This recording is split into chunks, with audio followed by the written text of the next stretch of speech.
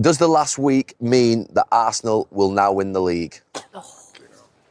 You know something? What last week done was it reaffirms to people that, listen, we're in there with a great chance, with a great squad. I think we've got the best squad in the league at the moment. I don't care what anyone says.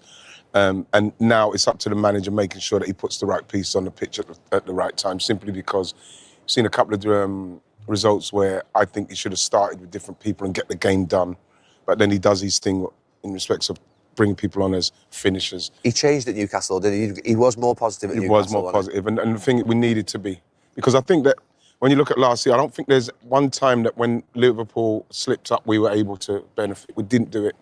And I think that when we done that against Newcastle, it made us realise, OK, this is a step forward in respect of what you're trying to do to make sure that people see that you're definitely in this fight to stay as long as you can. Now that Arsenal are top, everyone's saying, oh, it's Arsenal's now because we've seen what's happening with Liverpool. I'm not right off City. But of course, Arsenal are in the driving seat. And now this is where we're going to see the mentality and how the players now finish this off. They've done it 3 times, finishing second. They know what to do. They've been chasing, obviously, City and Liverpool for the last few years. It's their time. So it's up to them now, mentally, to go and do it. Different expectation, all right. In fact, to buttress what Ian Wright is saying, say, if to say no be say Liverpool, they lose guard now, the way people, they beat them, they don't lose like 3 games in a row. No, but all these people, they come outside and they talk, say, Arsenal win the league, it's Arsenal's time, it's Arsenal this. They're not going to talk all this thing. They will see, they ask the question of Arsenal, whether Arsenal get the mentality, whether they get the character to win the league. Now, based on just 3 matches, for you to know how public perception, figures twist, figures change from positive to negative within a twinkle of an eye. The same Liverpool, everybody they talk, say, like some weeks ago, say Liverpool already win the league. We don't do like maybe week 5. Say Liverpool don't win the league already. That's in Liverpool just because they lost 2 league games back to back. Because no one can the Champions League. 2 league games back to back. The public perception don't change from Liverpool will win it to Arsenal. In fact, it's Arsenal's title to lose. Arsenal have the best squad. Wait, God forbid. Make Arsenal just get 1 loss and 1 draw. You see that public perception where everybody they praise Arsenal and Arsenal get this, Arsenal get this. It will not change. You will only hear questions again about Arsenal's mentality. People will forget what don't really happen now. Maybe for some unfortunate reason, we just drew a game and we lost the game. You go come see questions again, will come arise. That public perception where you favor Arsenal now, it will come shift, come go to favor Liverpool again. Maybe now Man City will come even favor. Who knows? That is one thing about opinion. Opinion are not always static. They are dynamic. You know, go just do one place. You go to swing, you go to swing. Yes, that's what you go see until the season will end.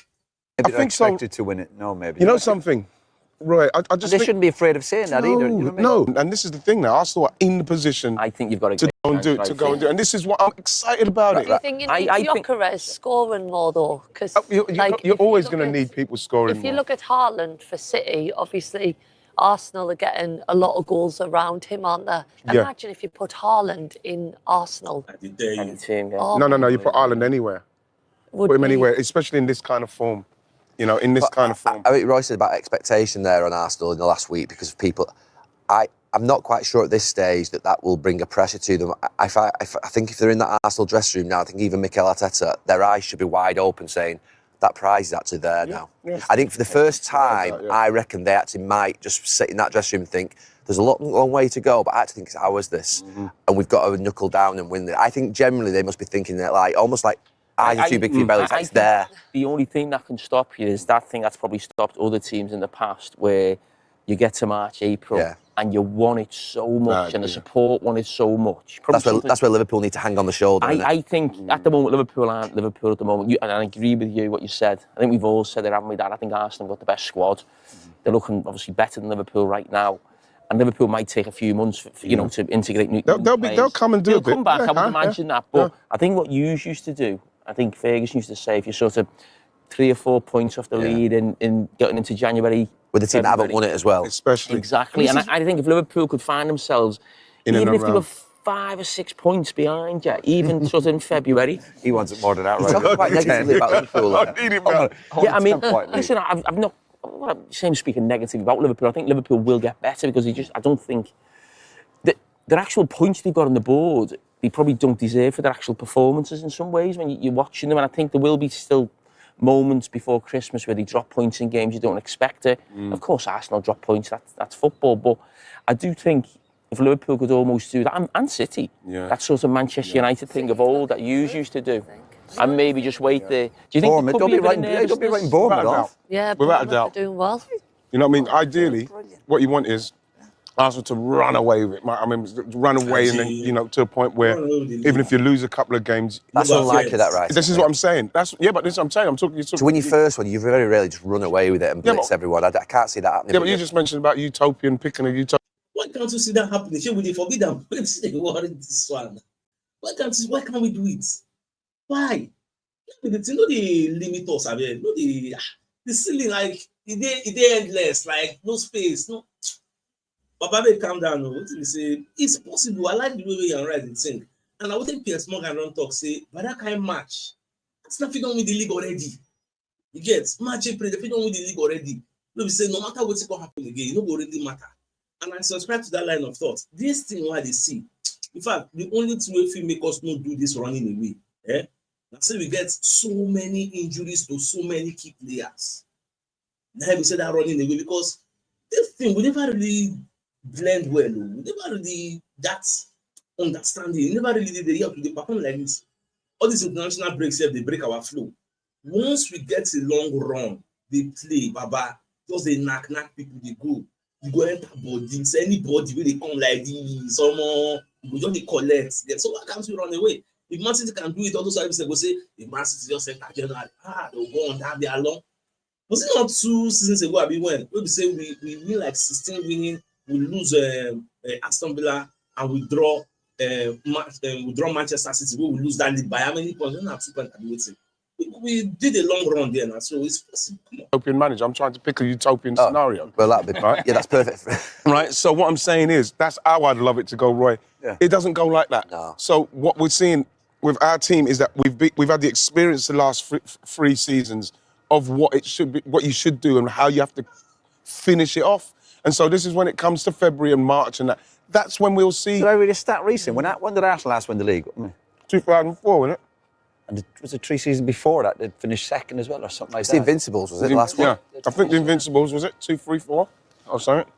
What would do you think if Mikel Arteta was offered the Champions League or the Premier League now? I mean, I'd say Premier League all day long, but what do you? Because Arsenal have never won the Champions League. And it's obviously a big ambition as well. I think he'd take the Premier League. Take the Premier League, yeah. Well, if you could only pick one. No, not first. Never won the Champions League. Yeah, no, I think that Mikel, because we're talking about the personality, he would want the Premier League. Yeah, I think for the manager, I think he That's wants what I think the Premier he'd League, want, James. I think the fans obviously would want it because it's horrible when people say you'll never sing that, right? So I think that's something that I would like. But I think that he'd want he'd want the Premier League, and then he can have that large exhale and let's go for the Champions League. Let's go for it First now. man to win the Champions League for Arsenal, that'd be pretty special. Yeah. Yeah. I'm going to just think about it. I said on Saturday actually, after the Chelsea-Liverpool game, and I saw your piece on Sunday night where you disagreed with me about, I said that I thought Caicedo now was the best midfield player in the league and 2 midfield players over there. What a goal, by the way. Yeah, and I mentioned obviously Gravenberch and Rodri over the last couple of years and Declan Rice. They're the sort of competitors for that sort of position. McAllister's done well at Liverpool as well, and there's a couple of others. But who do you see as being the best? If you could put one player into United or to City now, and it was Caicedo or it was Declan Rice, who would you say was the best midfield player in the league? Just jump in here something as well. Scholesy, to be fair, when I was with him yesterday, he's a big fan. I'm a big fan of his, but he mentioned Tonali of Newcastle. Yeah. Okay, as better than those two. Well, I think he did, yeah. Okay. I imagine the 2 lads at Newcastle have done brilliantly well. I mean, Tonali and... Their midfield's been brilliant. Oh, it's brilliant, to their be fair, midfield. when Maybe they you don't watch get the coverage game in against tonight, but Liverpool you do watch him. He does definitely have impacts about it. I'm probably not going with anyone apart from Declan Rice. Best midfield player in the league. I'm a big fan of Declan Rice, to be honest. I just think he's got a bit of everything. I like now that he's pushing forward a little bit more, and I just love his work rate, his endeavour. And I think what people always like to see when you speak about the goals is the 30-yarders and whatever else, but he's back in his own box, like blocking shots, and I would probably pick kind of Declan. Yeah, he's kind I'd of go with Rice every day of the week.